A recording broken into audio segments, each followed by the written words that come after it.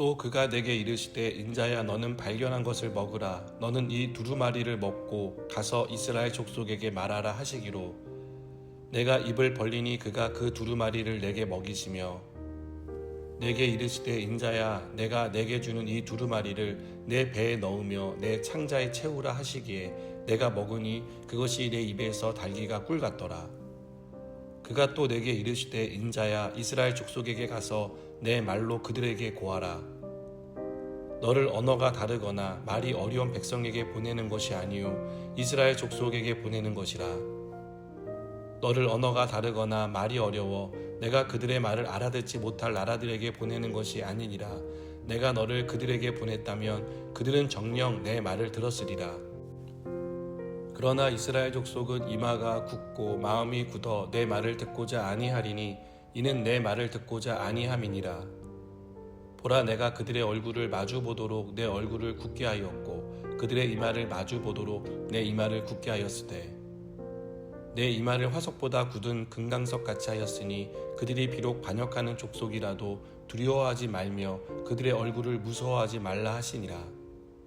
또 내게 이르시되 인자야 내가 내게 이를 모든 말을 너는 마음으로 받으며 귀로 듣고 사로잡힌 내 민족에게로 가서 그들이 듣든지 아니 듣든지 그들에게 고하여 이르기를 주 여호와의 말씀이 이러하시다 하라. 때에 주의 영이 나를 들어 올리시는데 내가 내 뒤에서 크게 울리는 소리를 들으니 찬송할지어다 여호와의 영광이 그의 처소로부터 나오는도다 하니 이는 생물들의 날개가 서로 부딪히는 소리와 생물 곁에 바퀴 소리라 크게 울리는 소리더라.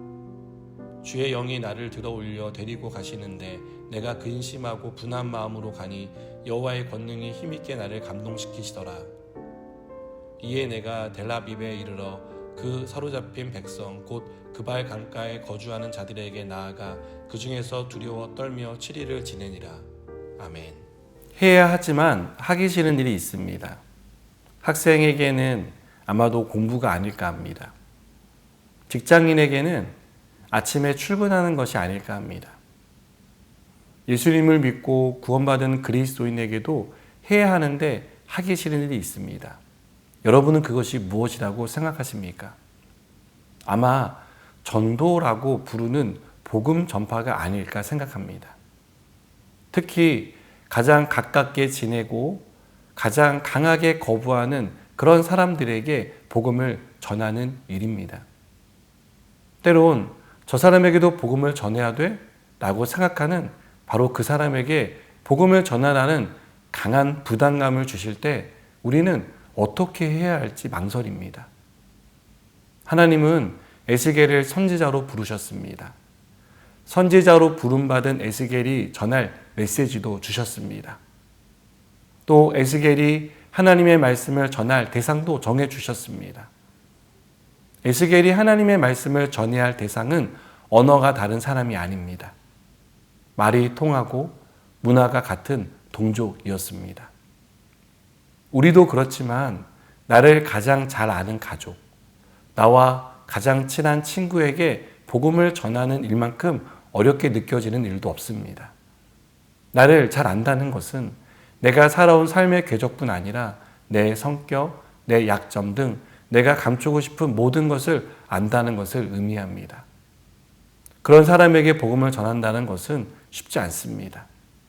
더더욱 그들이 마음을 굳게 하고 믿지 않으려는 마음을 가지고 있다면 그들에게 복음을 전하는 일은 사실상 불가능하다고 생각하게 됩니다. 그러나 우리가 에스겔이 전해야 할 메시지는 에스겔의 생각이 아니었습니다. 에스겔이 꿈꾸던 희망이 아니었습니다. 사람들이 들으면 좋아할 만한 내용도 아니었습니다. 하나님의 말씀입니다. 하나님이 주신 말씀입니다. 비록 내 모습은 내가 봐도 부족하고 이런 내가 무슨 복음을 전할 자격이 있나 라는 생각을 하겠지만 우리의 어떤 것을 전하는 것이 아닙니다. 우리가 전해야 할 메시지는 하나님의 말씀입니다. 하나님이 죄인을 사랑하신다는 메시지, 하나님이 당신을 포기하지 않고 돌아오기를 바라고 기다린다는 그 마음을 전하는 것입니다. 비록 그들의 마음이 굳게 닫혀 있다 하더라도, 이마가 굳고 마음이 굳은 사람처럼 보일지라도 하나님이 주신 담대한 마음을 가지고 전해야 합니다. 우리가 전하는 복음이 그들을 살릴 수 있는 유일한 수단이기 때문입니다. 우리가 사랑하는 사람들이 예수님을 믿어야 구원을 받을 수 있기 때문입니다. 그래서 하나님은 에스겔을 보내신 것입니다. 에스겔에게 말씀을 주시고 담대함을 주신 것입니다. 에스겔을 어떤 상황에서도 낙심하지 않고 복음을 전할 수 있도록 능력을 입혀주신 것입니다. 하나님은 복음을 전하는 우리와 함께 하십니다. 우리에게 담대함을 주십니다. 복음을 전하다 보면 거절도 당하고 무시도 당할 것입니다. 또 내가 왜 이렇게까지 해야 하나라는 생각도 들 겁니다. 너무 강하게 거부하고 나를 미친 사람처럼 취급하는 사람을 보며 다시는 전하고 싶지 않다는 생각이 들기도 할 것입니다. 그러나 하나님은 우리가 가기를 바라십니다. 우리가 받은 구원을 하나님을 모르고 하나님을 부인하며 사는 사람들도 듣고 구원을 받기를 바라시기 때문입니다. 하나님의 이 마음이 우리 안에 있기를 바랍니다. 우리가 하나님의 마음을 가질 때 담대하게 전할 수 있습니다. 거절당하고 또 거절당해도 포기하지 않고 전할 수 있습니다. 그것은 우리가 전하는 복음이 그를 살릴 수 있는 유일한 것이라는 것을 알기 때문입니다. 하나님은 오늘도 우리를 세상 가운데 보내십니다. 복음이 필요한 세상 가운데 살게 하십니다. 더 이상 복음 전하는 일을 외면하거나 피하지 않았으면 좋겠습니다. 하나님이 함께 하심을 믿고 담대하게 복음을 전하는 저 여러분 되기를 바랍니다. 기도하시겠습니다. 하나님, 우리에게 맡겨주신 사람, 하나님을 알지 못하고 죽어 있는 그 영혼에게 우리를 보내실 때 기쁘게 가게 하시고 복음을 전하여 생명이 살아나는 역사가 나타나게 하여 주시옵소서. 예수님의 이름으로 기도드립니다. 아멘.